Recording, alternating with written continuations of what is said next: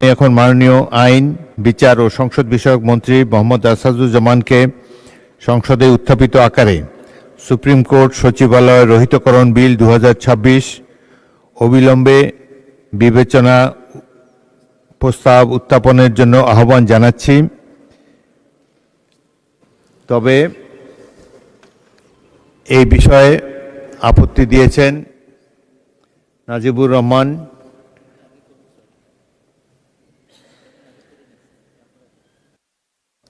মাননীয় মন্ত্রী, আপনি বিলটি উত্থাপন করুন, তারপর আমি নাজিবুর রহমানকে সময় দেব।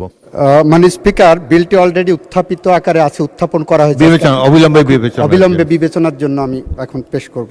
মাননীয় স্পিকার, আমি মোহাম্মদ আসাদুজ্জামান, মন্ত্রী, আইন, বিচার ও সংসদ বিষয়ক মন্ত্রণালয় প্রস্তাব করছি যে সুপ্রিম কোর্ট সচিবালয় অধ্যাদেশ 2025 ও সুপ্রিম কোর্ট সচিবালয় সংশোধন অধ্যাদেশ 2026 রহিতকরণ কল্পে আনীত বিলটি সুপ্রিম কোর্ট সচিবালয় রহিতকরণ বিল 2026 হিসাবে অবিলম্বে বিবেচনার জন্য গ্রহণ করা হোক।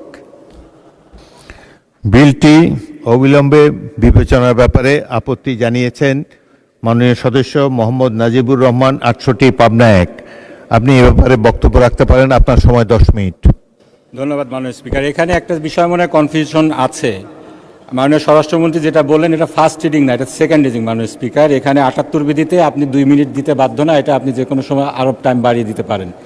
মাননীয় স্পিকার, যে রহিতকরণ বিলটি উত্থাপিত হয়েছে বিবেচনার জন্য, এটি বিচার বিভাগের স্বাধীনতার উপর নগ্ন হস্তক্ষেপ, বিচার বিভাগের স্বাধীনতার চরম লঙ্ঘন, ফ্যাসিবাদী কায়দায় নিম্ন আদালতকে ব্যবহার করে বিরোধী মত দমনের আয়োজন চলছে। মাননীয় স্পিকার, এই বিলটি এখনো পাশ হয়নি, বিবেচনার জন্য উঠেছে।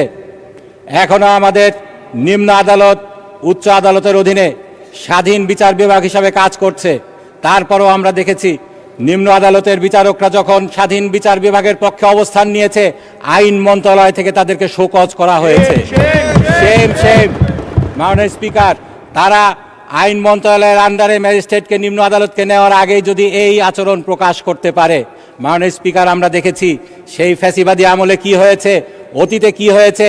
ম্যাজিস্ট্রেটরা যদি আইন মন্ত্রণালয়ের কথা না শোনে, বিরোধী দল দমনের ক্ষেত্রে তারা যদি অস্বীকার করেছিল, তখন তাদেরকে খাগড়াছড়িতে বদলি করা হতো দিনের নোটিশে, তেঁতুলিয়ায় টেকনাফে বদলি করা হতো। মাননীয় স্পিকার, সেই দিন আবার ফিরে আনার জন্য ষড়যন্ত্র চলছে। মাননীয় স্পিকার, ফ্যাসিবাদের জাতাকলে আমরা সকলে নিষ্পেষিত হয়েছিলাম। মাননীয় স্পিকার, আজকে আবার যদি আমাদেরকে সেই সিস্টেমে নিয়ে যাওয়া হয়, বিচার বিভাগের স্বাধীনতার জন্য শুধু আমরা নয়, সরকার দলীয় অনেক আইনজীবী আছেন, তারাও সংগ্রাম করেছেন। তাদের সেই সংগ্রাম আজকে কোথায় গেল? তারা যদি আজকে চুপ থাকেন, বিচার বিভাগের স্বাধীনতা নিভৃতে কাঁদবে। মাননীয় স্পিকার, এই যে অধ্যাদেশটি আজকে বাতিলের জন্য, রহিত করার জন্য বিল উত্থাপিত হয়েছে, মাননীয় স্পিকার, সেই ব্যাপারে হাইকোর্টের একটি রায় রয়েছে। সেই রায় বাস্তবায়নের জন্যই এই অধ্যাদেশটি আনা হয়েছিল। মাননীয় স্পিকার, সেই রায় কি বলা হয়েছিল? সেই সাদ্দাম হোসেন ভার্সেস বাংলাদেশ, সেখানে 1972 সালের অরিজিনাল সংবিধানের 116 অনুচ্ছেদ, যেটাকে